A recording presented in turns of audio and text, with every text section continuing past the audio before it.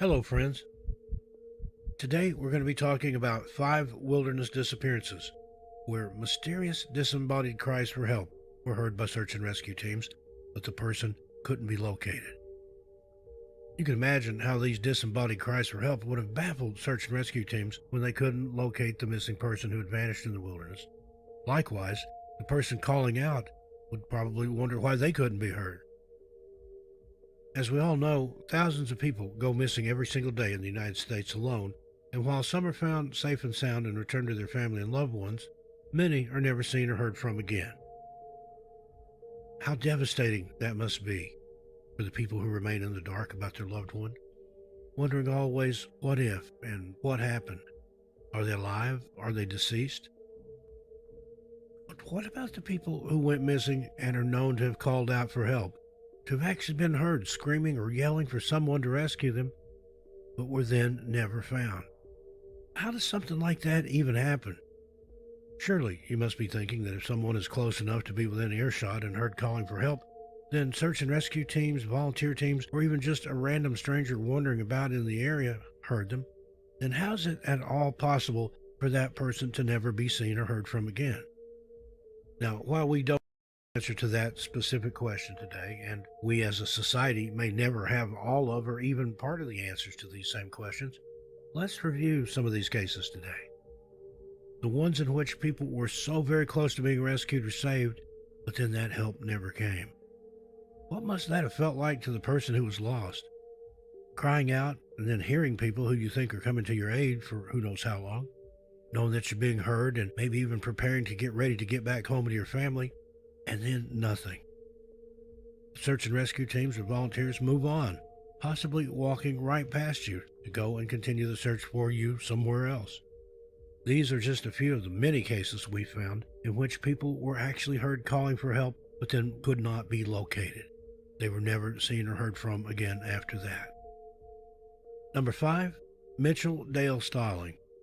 On June 19, 2013, Mitchell Dale Stalling, known to most as Dale, his wife Dalene, and his parents went to Mesa Verde National Park in Colorado, USA. The 51-year-old Dale decided to go for a hike by himself to the Spruce Tree House Ruins. The Spruce Tree House Ruins is the third largest cliff dwelling in Mesa Verde and was actually constructed between 1211 and 1278 AD by the ancestors of some of the Pueblo people of the Southwest.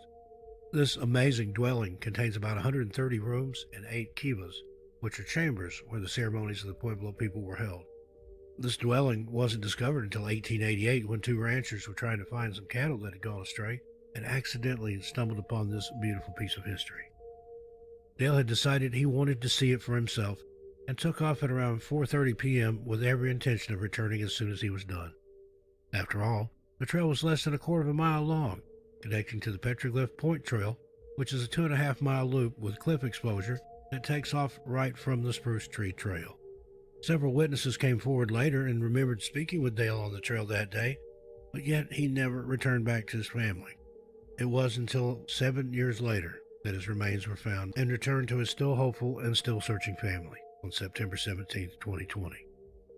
But now let's talk about the mystery surrounding this horrible tragedy. Here's a little more about what happened to Dale Stalling that fateful day back in June of 2013.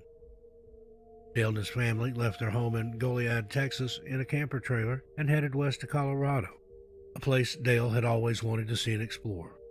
He was an experienced outdoorsman and loved to camp and hike, and was also a very avid gardener and was known to spend hours alone at home just spending time and tending to his many plants. He decided a day trip to Mesa Verde National Park was the perfect way not only for his family to spend some quality time together, but also for him to make his dream of seeing the sights in the beautiful Colorado National Park a reality. And so, they were on their way. The trail was known to be a bit rough and rugged, so initially the Stallings were only planning to drive to the lookout point and experience the breathtaking scenes from a distance. Dale's parents were elderly, and it's reported that his wife was overweight, so nobody but Dale would have been able to hike the trail very easily. Once they got there, however, Dale being Dale and having his great love of nature and the outdoors, decided to seize the moment and finally have the opportunity he had waited for so long to be there in Colorado, in the Mesa Verde. He just had to get a closer look at the Spruce Tree House ruins. 22 minutes before Dale took off for his hike, the weather conditions were not that good. The temperature was somewhere between 90 and 100 degrees. The terrain was another worry, as it was rugged with steep canyons and mesa tops. The elevation ranged from 6,500 to 8,000 feet. The hike to the top of the trail, Dale estimated, would take about an hour. This was the average length of time for someone in good health to have made it through. Dale was reported missing very soon after he didn't return at the agreed-upon time. His family didn't want to leave much room for anything bad to have happened and got on to finding him right away. The Rangers first thought Dale had just gotten probably a bit off track and told his wife to give him a few more hours, and if he didn't return by then, to go ahead then and report him missing. According to a park public information officer, the park has never had anyone go missing for more than a couple of hours. Once it had indeed been 2 hours after he was supposed to have been back, the park initiated a 2-week-long search and rescue operation, which included around 60 searchers, 2 dog teams, helicopter surveillance, and rope teams rappelling off the cliffs in the Chapin Mesa area. This is where the canine teams had initially shown some interest in the first couple of days of the search, so this is where they decided to begin. The Petroglyph Point Trail follows a cliff base before descending to the mesa in a series of steep sections of switchbacks, which then had some steps cut into the rock. Though he didn't have any water with him on this extremely hot day when he disappeared, Dale did have his cell phone, but after he was determined to have disappeared, nobody could get any kind of response or an answer from him when they tried to reach out. Phone records did show him trying to access his voicemail at around 7 p.m. that night, or at least the phone was trying to access the voicemail. We in this community should make no assumptions that it was Dale at all who tried to do this. For the sake of fact, though, let's move on and say it was him. It was for nothing, though, as the call dropped and never went through. According to Patrick O'Driscoll of National Parks Media Services, the Intermountain region, the majority of Mesa Verde, aside from the few marked trails, is uncharted territory, and therefore technically off-limits to hikers.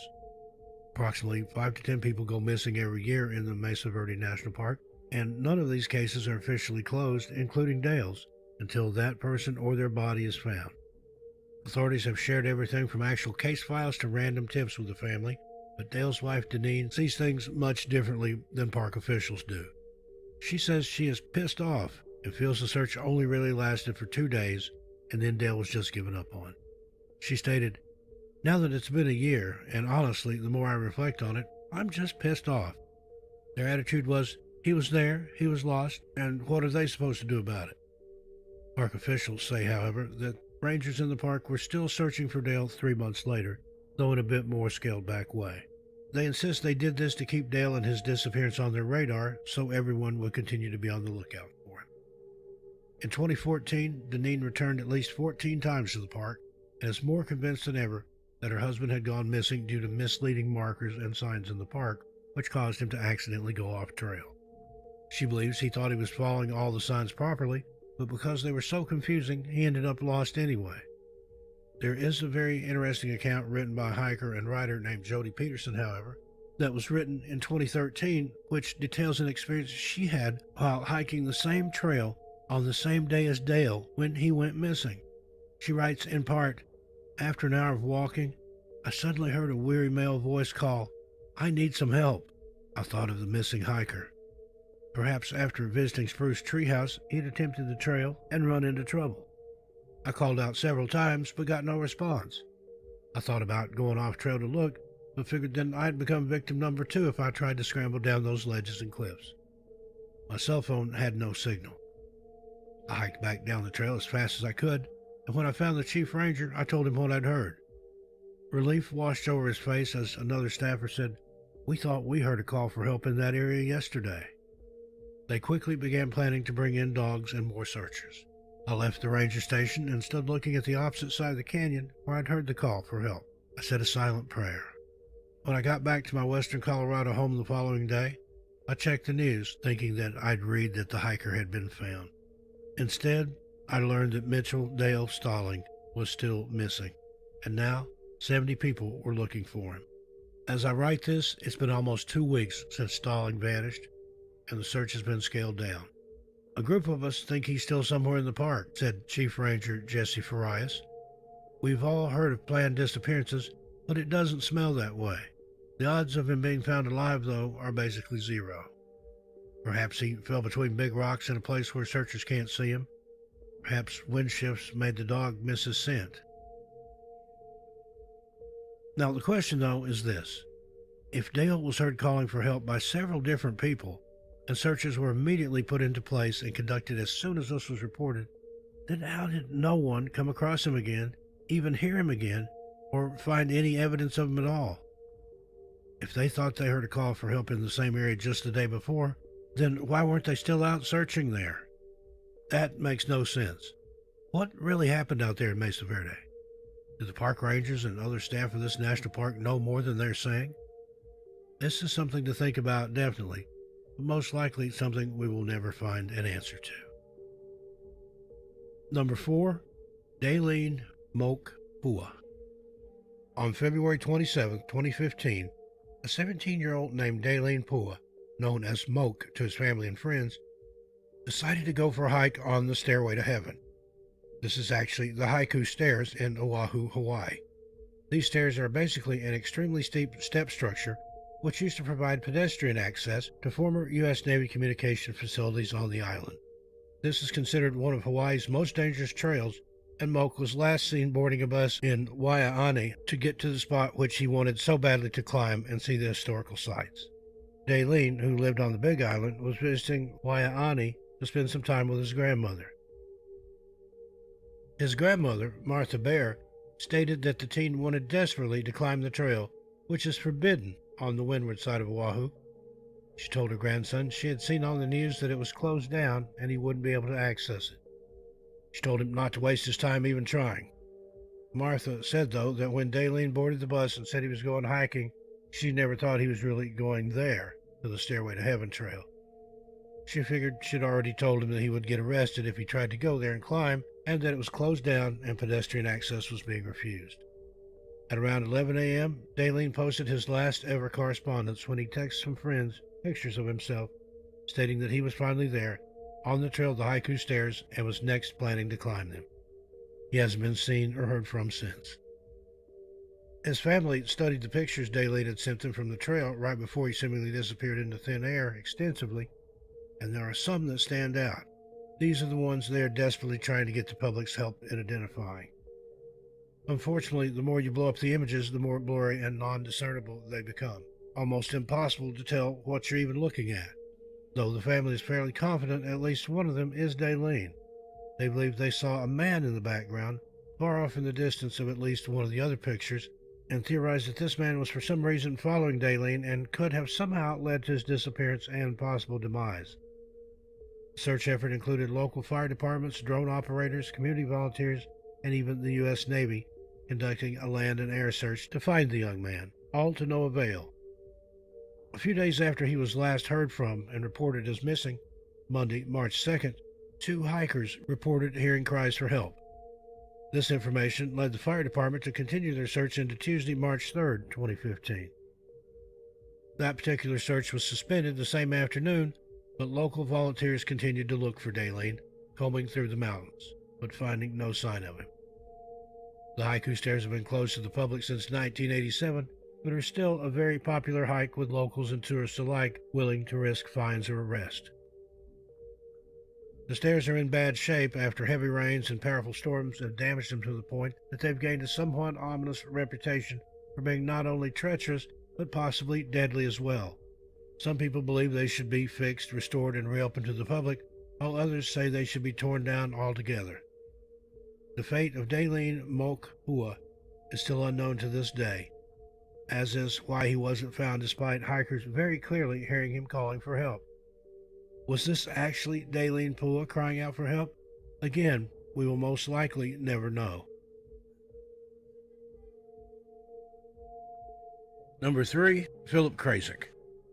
Yet another unfortunate soul who decided to go out for what seemed like a pleasant and scenic hike and ended up not ever being seen or heard from again, even after being heard screaming or yelling for help, is 30-year-old Philip Kreycik from Berkeley, California. Philip told his wife he was headed out for a run in the hills near the Mahler Ranch staging area in Pleasanton Ridge Regional Park, California. He called her once he reached the trail to inform her that it would take him about an hour and to let her know when she could expect him back that day. He was last seen running at around 10:45 a.m. that same morning.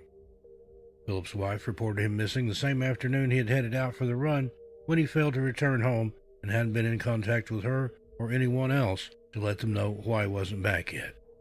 This was very unlike him by all accounts. Investigators in Pleasanton stated that they had never come across such a bizarre case. Either he got hurt and was only able to call out, or he planned all of this and purposely disappeared, leaving his wife and his life behind and never looking back. This left his family and friends to wonder forever what happened to him and why. According to his family, the latter isn't even an option, as Philip just wasn't that type of man and loved his life and his family. Philip was supposed to meet with his wife to attend a family gathering in Stockton, California. When he didn't show up at the appointed time, his wife immediately knew something was wrong and called the authorities. Philip was said to have left his shirt and cell phone in his vehicle, and although he was running with a smartwatch, it was unfortunately not equipped with GPS. With temperatures rising above 100 degrees Fahrenheit that day in Pleasanton, many were led to immediately begin to speculate that the heat had somehow incapacitated Philip on that day, July 10th, 2021. Now, this didn't make much sense to his family and loved ones, though, as Philip was a marathon runner and was well adjusted to running under such extreme conditions as blaring heat, which might incapacitate most people. His cell phone showed that his route was planned out entirely along very well-maintained and manicured trails. Though the park was packed with people that day, not a single credible sighting of Philip has ever been reported. Sergeant Aaron Fountain of the Pleasanton Police Department, who's handling the investigation, said, "I can't even speculate on this one. It's very, very odd." Now to continue, Philip Kreycik was a family man with 2 small children and also a graduate of the prestigious Harvard University in Boston, Massachusetts. He was also listed as a third-year student in MIT's Urban Mobility Lab. Philip went missing on a Saturday, and the following Wednesday, a family hiking in the area reported hearing cries in a canyon near the Sunol post office. After receiving this tip, 2 people who were involved in the search went out to the area and heard for themselves a man screaming for help near the canyon. Experienced hikers in the search and rescue effort set out to go and see if they could hear the calls and perhaps follow them to try and find Philip, who they presumed it was, and bring him safely back to his family. However, once arriving at the spot where the cries for help were allegedly heard by multiple people at this point, they heard nothing and weren't able to locate Philip either. That same night, the search efforts were officially called off, and Philip hasn't been found as of this video being made, almost a month later. Theories run wild as to what happened to Philip Kreycik. From demented and murderous drug dealers taking him hostage, to large felines somehow carrying him up trees and feasting, to him just walking off and abandoning his life, which he was said to love so much. However, that's just what these are, theories, as there hasn't been any evidence as to if this was definitely Philip who was heard crying from the canyon for help that fateful day. Again, why didn't the first 2 experienced hikers who were sent out and did claim to have heard at least someone crying for help never find him? This is another case that is completely and totally baffling and runs along the exact vein as the previous 2 and the cases to follow. We'll never know. Surely, if he was attacked and eaten by wild animals, there would have been some sort of trail for either the animal searchers or even the human ones to find and follow, at least leading to some sort of explanation. Signs of a struggle, blood, torn clothing, etc. We'll just have to wait and see on this one. Do have an update here. While this video was in editing, Philip was found deceased. We'll create a new case update video very soon to discuss this with you. Philip, rest in peace, my friend. Number 2, Linda Ortega. On September 22nd, 2012, 53-year-old Linda Ortega left her home in Blackwell, Oklahoma, and headed out to the woods in the Arkansas Ozarks near St. Joe. Linda was with her brother, and they were visiting with her sister when, somewhat ironically, her brother offered to take her into the woods and teach her some survival skills. She somehow became separated from him and ended up lost in the woods for 5 days. The story she told of her experience is strange to say the least. However, in this community, if you clicked on this video or you're aware of all the strange things happening in the woods, besides all the bizarre deaths and disappearances, And if you've been paying attention at all and can clearly see something is wrong with not only the things mentioned above, but also with the reports and stories of encounters and experiences had by the people who were lost for however long in whatever part of the 700 million acres of forest and woodlands in the United States alone, then you'll understand why it was absolutely necessary that we tell Linda's story here. Now, as soon as she was reported missing, a search was mounted, and almost every single resident of St. Joe, which is a tiny town of not even 200 people, and various other volunteers from throughout the county set out to find the missing woman. She was eventually found, relatively unharmed, and picked up by an all-terrain vehicle driven by some of these volunteers. Linda was lucky enough to have only sustained some minor cuts and bruises, but what happened to her affected her psychologically, and it was definitely a strange story she had to tell. Chief Deputy Dwayne Pierce stated that when she came out of the woods, she wasn't right about her head. That's a quote. Miss Ortega reported that she had survived by eating wild berries, watercress, hazelnuts, and anything else she could find which she knew was edible. She also drank water from the creek.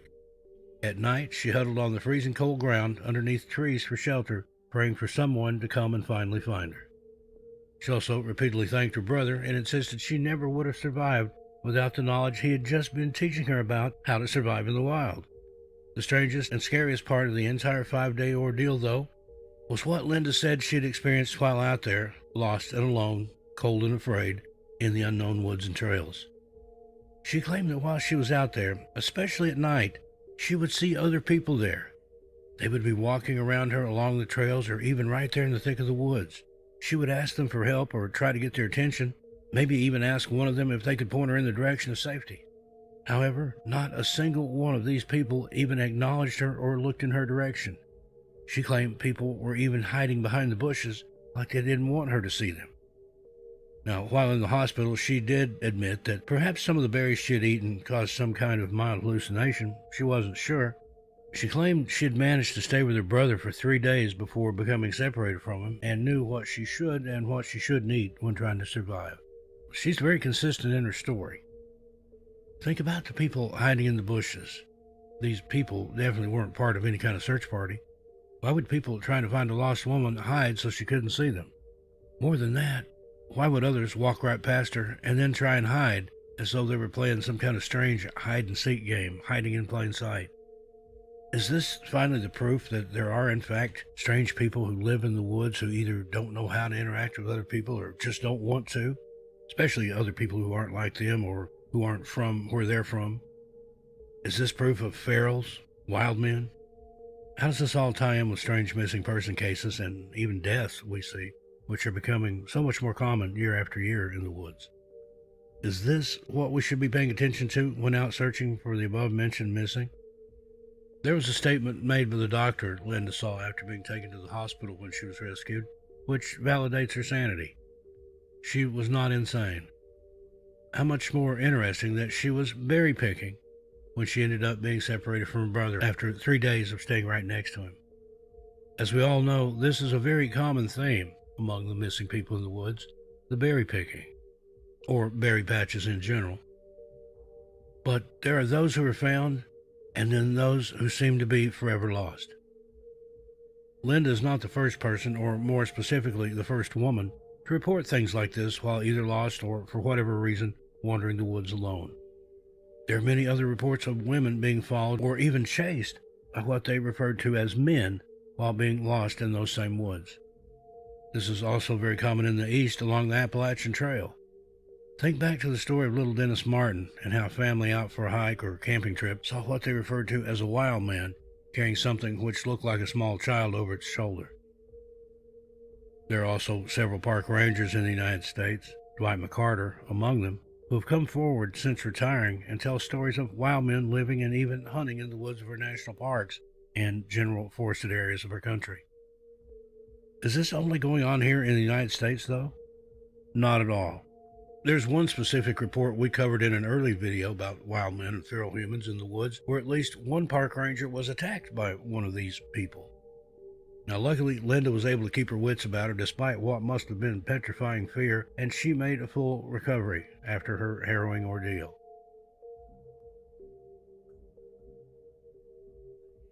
Number 1. Naomi Whitten. On November 25th, 1994, Dalene Whitten decided to take his son, age 6, and 2 daughters, ages 2 and 3, for a hike in the Chattahoochee National Forest. He parked the car at the base of a large mountain there at the trailhead, unloaded his children, and off they went for a day of family fun together. Dalene and his 3 kids hiked about 1.5 miles up an old logging trail and into the deep wilderness of the forest. Later on, when recounting the incident of what happened and how Naomi had come to be lost in the woods, he stated, "They, meaning his children, were in my full view, my sight and hearing, and then she was gone." He stated that they were all looking for signs of animals when suddenly Naomi, only 2 years old, just simply vanished. There was never any explanation we could find of what actually happened and how it was possible a 2-year-old little girl, in full view of her father no less, disappeared faster than he could finish blinking. It's like she blinked right out of existence. Local authorities brought in bloodhounds and search teams from the surrounding counties to aid in the search for the small girl. Teams of volunteers and search and rescue headed out well into the middle of the night looking for Naomi and calling her name, but to no avail. She was seemingly nowhere at all.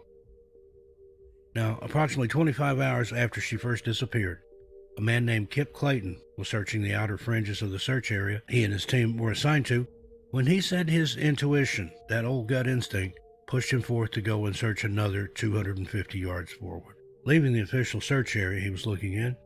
But that's when he found her. Laying next to a large log, face down and unresponsive in mud, muck, and leaves, was 2-year-old Naomi Whitten. He picked her up and she let out a small moan. She was freezing cold, her body at a dangerously low temperature, and Kip ran as fast as he could with Naomi barely breathing in his arms, the approximate mile back to the command post. Naomi was rushed to the nearest hospital, and she was only semi-conscious and in very critical condition when she arrived. Now, while eventually she fully recovered and managed to survive her ordeal, many questions remain about what exactly happened to her. As mentioned before, where Naomi was found was only about 250 yards away from where the searchers would have been screaming and yelling her name the night before, all throughout the night. Why didn't Naomi respond to them at all? Why didn't she alert them in any way as to where she was so they could go and help her? It isn't possible that she was face down in the mud the entire time, or she couldn't have survived. Surely she would have suffocated. So why didn't she respond? Did she not hear them? If she couldn't hear them, why not? Take into account when trying to understand these things, how close this disappearance was to the Great Smoky Mountains and how many children not only have disappeared there, but were found face down on the ground. Usually the ones closest to Naomi's age are found this way. Sometimes, though, it's too late. Naomi was very lucky to have survived. Also, why doesn't a simple Google search turn up more information about this case? Other than one document, there's not any mention of this online anywhere. So, friends, what do you think of these strange cases? People that heard calling out couldn't be located, or people that couldn't hear the searchers calling for them. Very, very strange. I look forward to your comments. Y'all take care of yourselves and each other. I'll see you a little farther on down the road. I'm Steve Stockton, and I'll talk to you next time.